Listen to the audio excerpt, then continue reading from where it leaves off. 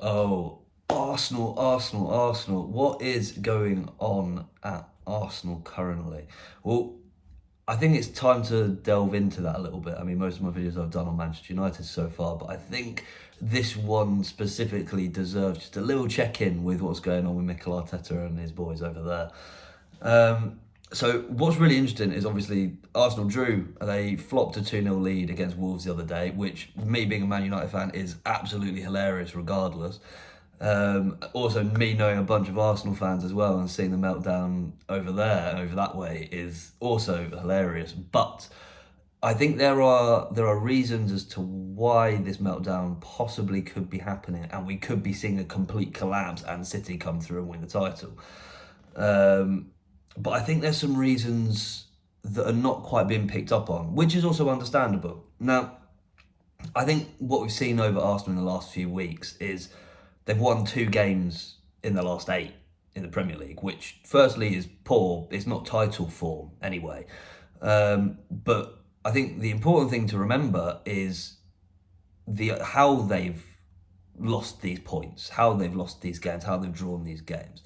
And the one constant throughout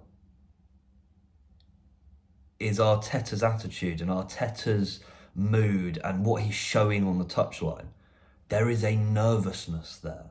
There is a fear there at the moment, which is rubbing off on the players clearly. Because I mean, you see Gabriel Jesus at the end of the match against Wolves. He went for someone.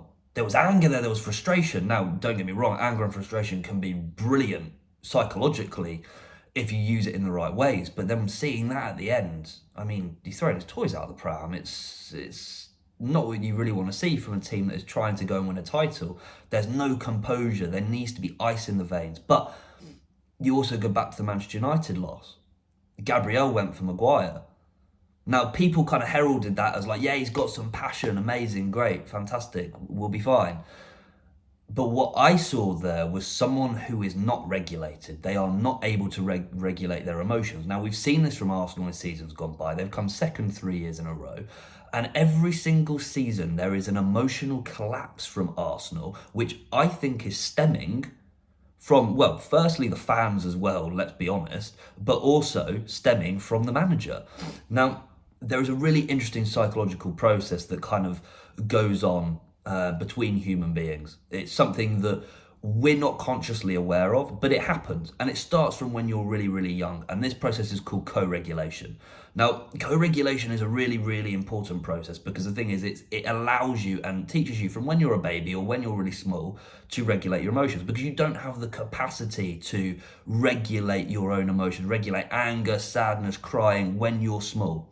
So what you do is you learn that from your leader or the person you're attached to, which in that case was usually your parents. Now, if your parents are not very regulated themselves, you will continue to regulate to them, co-regulate to them. And that's when you start seeing a lot of anxious children with anxious parents, and you see angry kids with angry parents. That is, I mean, it's a fantastic theory called polyvagal theory, and it really emphasizes how important the leader is. But this also continues when you get older. Yes, you learn your abilities to regulate on your own, but you still co-regulate to the leader and who's important. Now, Arteta is the leader of Arsenal. And one thing I can applaud Arteta on is the way he leads his dressing room most of the time. He is a passionate guy, very passionate, and he tries to bring in elements from loads of different disciplines, from psychology for sure that I've seen, but also he understands the importance of loads of other disciplines and how those tiny little marginal gains can improve his team. I mean, we've seen that with his corners this year and his set pieces. Arsenal, fantastic set piece team. Do I think they're a bit more like Stoke? Yes, I absolutely do. But they are getting points from it, whether I like it or not, I have to admit. Fair play, they're currently in first place, but for how long? Anyway, I digress. The important thing is what I'm seeing from Arteta is there is a nervousness from him on the touchline. I don't know about training, you know.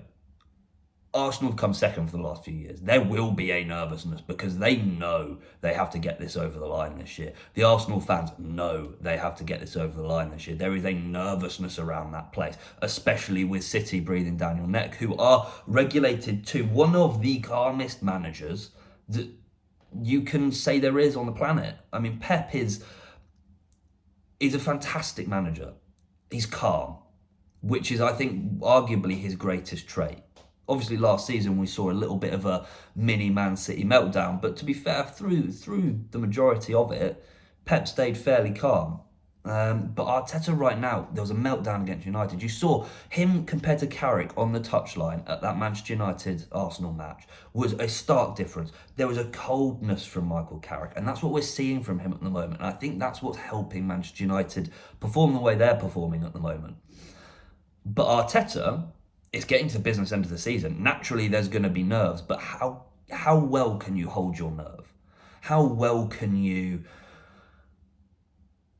let your players relax under you? Because everyone's looking at you as a manager, as the manager of Arsenal Football Club. Everyone is looking at you. Can you hold your nerve? Can you be that shining light for your players? Because the thing is, those players haven't won anything.